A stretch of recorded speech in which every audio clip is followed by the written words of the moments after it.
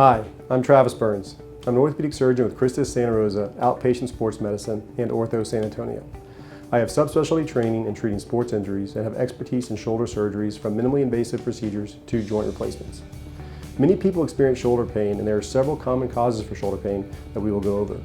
I will discuss shoulder arthritis, rotator cuff tears, shoulder impingement, biceps tendinitis, adhesive capsulitis, AC joint arthritis, and cervical pathology. Osteoarthritis is damage or loss of the articular cartilage of the joint surfaces.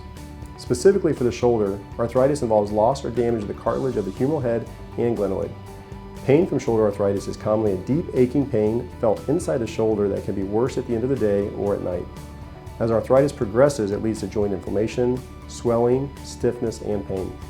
The most common initial treatment for osteoarthritis is anti-inflammatory medications, therapy to regain motion, and steroid injections to relieve inflammation.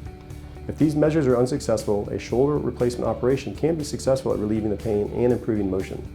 For mild arthritis that is associated with pain, there are some arthroscopic procedures that may relieve some portions of that pain. Moving on to rotator cuff tears.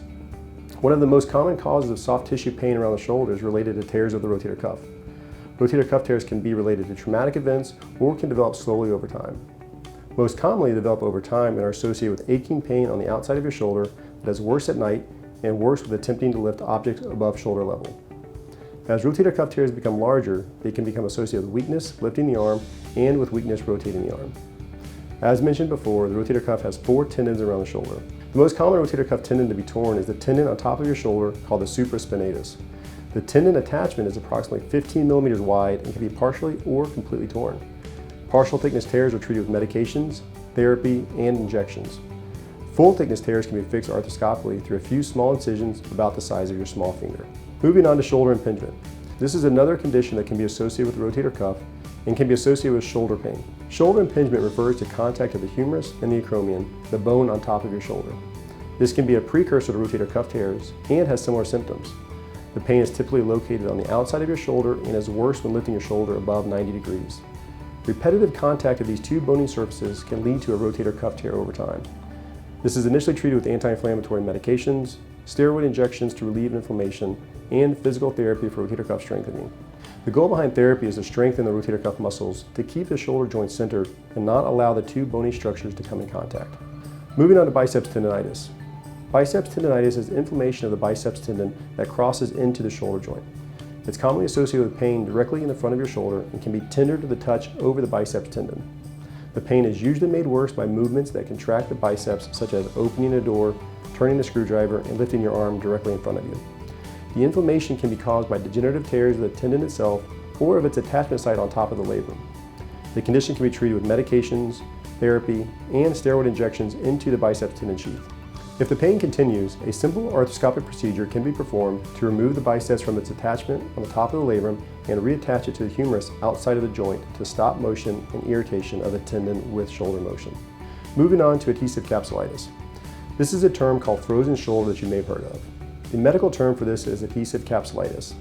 This is a condition where the joint capsule, the soft tissue that surrounds the joint, becomes inflamed, making it very painful to move. The pain is typically sharp and severe and located in the front and back of the shoulder. The joint capsule is similar to a balloon around the shoulder joint.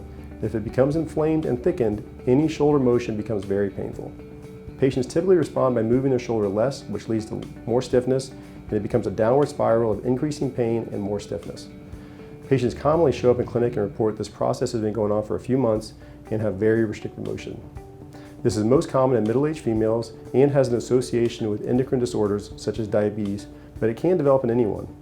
This is treated with anti-inflammatory medications, steroid injections around the inflamed capsule, and therapy to restore motion. If shoulder remains stiff after the inflammatory process has subsided, we can do an arthroscopic procedure to release the capsule and help restore shoulder motion. Moving on to AC joint arthritis. The acromioclavicular joint, or AC joint for short, is a joint where your clavicle connects to your acromion. It can be felt as the bony prominence on top of your shoulder at the very end of the clavicle. There is very little motion at this joint, and it is one of the first joints in your body that can develop arthritis. The symptoms are typically pain directly over that prominence on the top of your shoulder, and that pain is commonly worse with overhead activities and reaching across your body. It can be treated with anti-inflammatory medications, rest from activities that are causing the pain, and steroid injections directly into that joint. If the pain persists with these measures, there's a simple arthroscopic procedure to shave the end of the clavicle so that it no longer rubs against the acromion, which typically relieves this pain. Moving on to cervical pathology. While evaluating shoulder pain, we should always consider cervical or neck problems as a possible cause. Nerve roots exiting your cervical spine travel across your shoulder and down your arm. Compression of these nerve roots in the neck can cause pain that radiates across the shoulder and down the arm. This pain is typically thought of as burning and radiating pain down your arm and is associated with numbness, tingling, and possibly weakness in your arm or hand. These symptoms can initially be treated with rest, anti-inflammatories, therapy, and possibly steroid injections. If you are suffering from shoulder pain, stop losing sleep due to your pain, go see a shoulder specialist to begin the process of reducing your pain and improving your shoulder function. Please visit my website for additional information on shoulder conditions. Thank you.